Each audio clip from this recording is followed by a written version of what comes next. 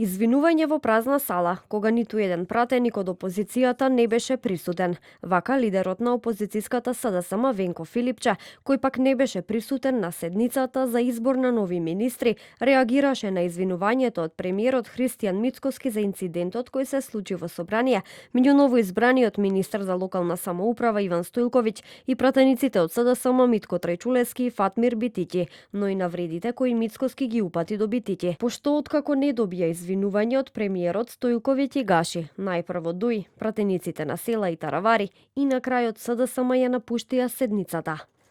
И ке беше културно и достоинствено ако се извинеше.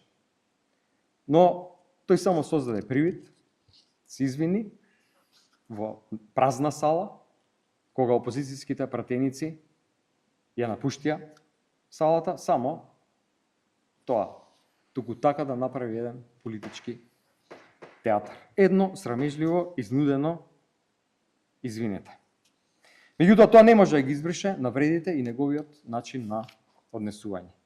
Пред самиот крај на седницата, премиерот само пред своите пратеници и пред пратениците од неговите коалициски партнери, одговорница рече дека се извинува поради тоа што јавноста, но и пратениците биле сведоци на ваков настан.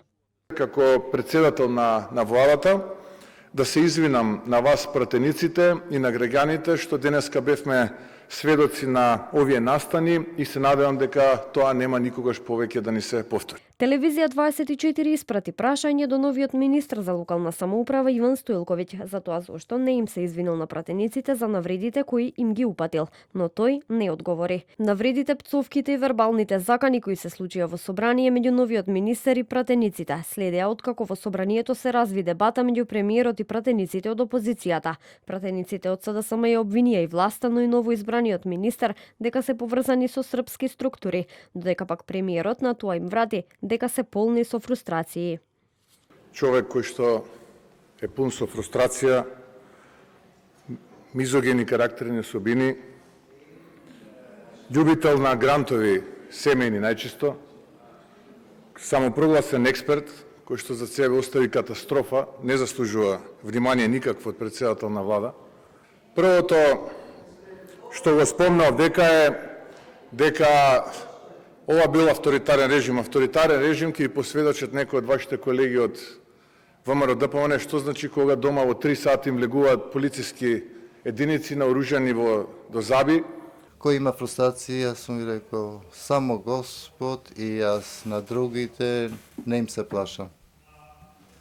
Ако сте авторитарен, тогаш прашајте ги моите деца, кога влегоа службите во 3 сабајле дома, за да го направат тоа што го направија.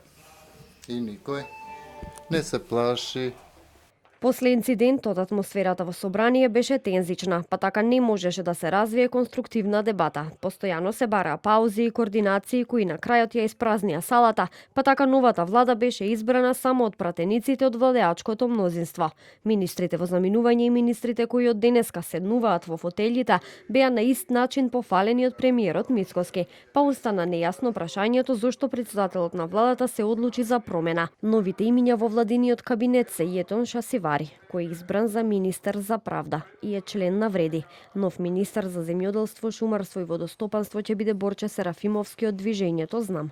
Нов министер за односи меѓу заедниците Агон Ферати од Вреди. Министер за здравство ќе биде Сашо Клековски од ВМРО-ДПМН. Нов министер за култура и туризам Седат Сулејмани од Вреди.